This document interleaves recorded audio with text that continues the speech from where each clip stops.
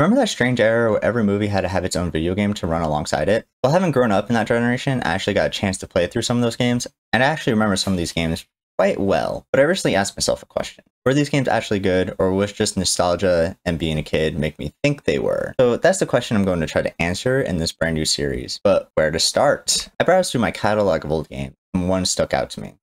Brother Bear for the Gameboy Advance. I knew this had to be the game to start off the series, so without further ado, let's see if it is actually a good game. So what is Brother Bear for the Game Boy? Well, it's basically a 2D platformer like many of these games are, but this one actually offers some unique qualities to it.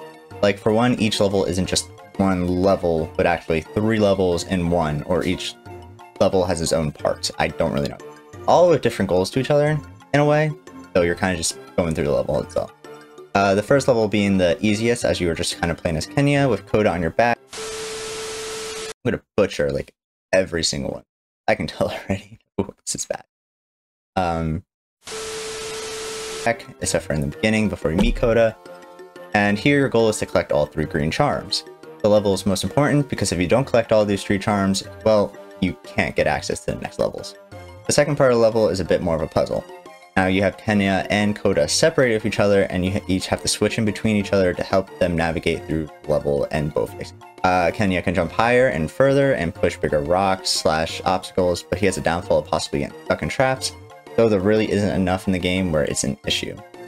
Coda is smaller and can crawl into tight spaces along with destroyer traps so Kenya doesn't get stuck. You also can collect red charms here, and when you collect all 3, you unlock a bonus path for a minigame like a magic game, which helps get more life, or a mammoth ride, which is a shortcut to another level. The third level is just you playing as Kenya again, and is similar to the first level where you traverse through the level and do the obstacles. The level has the charms, but they are yellow this time, and they kind of give you these apple thingies. I'm not really sure what they are for, never really figured that out. But, you know, they do let you play the minigames, so I guess you have to collect a few, play those minigames. So I only did like the first 3 where I got all the charms, and that was enough to play all the minigames. There is another type of level, which is basically a chase level. When you're running away from Kenya's brother, Denahi. There's only a few of these at the end of each section of the game, and they kind of are really, you're just kind of get chased by him, and you just don't get caught. But it's basically speed run through the levels fast. There is an overworld / a level selection to the map. Don't know what else about that. The last thing the game is offer you is actually like little clips from the movie, though they are the Game Boy Advance, so they are very poorly rendered, and most of them are just screenshots of text that don't add any more context to the game or to the movie because they feel so random and out of place most of the time, except for like the beginning, and you kind of just have to watch the movie to understand the plot of what's going on in the game. And I think that's what they were trying to get you to do. It's like, oh, play our game, but also make sure you watch the movie. That makes a lot more sense. So that's basically the gist of the gameplay aspect, so I guess I'm just gonna give off my opinion now. Playing this game brought back some memories, which is hard for me to do because my memory is terrible, but a canon event, one may say. Anyways, one thing I definitely remember this game being was hard. I've never been good at platformers, so they're always a bit more of a struggle for me, especially 2D ones. You know, I grew up only playing Pokemon and like some of these side games. So it's like, I'm not really that traversed in every single game type, but platformers I've always had the most struggle with. I'm just not that good at them. Especially 2D ones that require actual skill.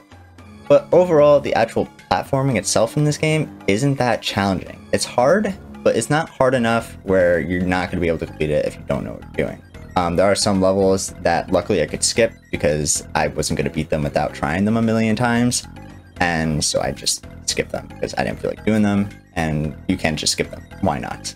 One thing I did really like too is it's extremely easy to get lives in this game. Never found myself running low or worried about running out, even though I did die a bunch of times, which it is what it is. I especially like the mini games, though they weren't like, they were like just matchmaking and other things. They were definitely fun to play, and I'm glad they were a part of it, even though I don't really understand what aspect they really added to the game, because they don't really, like, besides getting you more lives, I guess, they don't really add anything to the game of value. But that's just my opinion. But yeah, after playing through it again, I completed it in about 4 hours. It's not a very long game. Also, I should add, when you die, you just get respawned back to the beginning of the level. Luckily, these levels aren't that long where it's that tormenting, where if you do die, it doesn't really matter because it doesn't really bring you back that much. The levels are maybe a minute long each. Not really that long, so that's always a good thing. And it's that part of the level, I should say, not the whole level. But yeah, it was definitely fun replaying this game. You know, it is a lot different than I remember it being as a kid, but that was to be expected. You know, not every game's gonna be perfect, but I do think it's time for the verdict. Is the game as good as I remember it being as a kid? And well, I think this one is one of the better quality ones. I played through it again at like maybe glitched once, but besides that, it was fair to play. It was easy to play, and I do think it holds up as one of the better story games like this.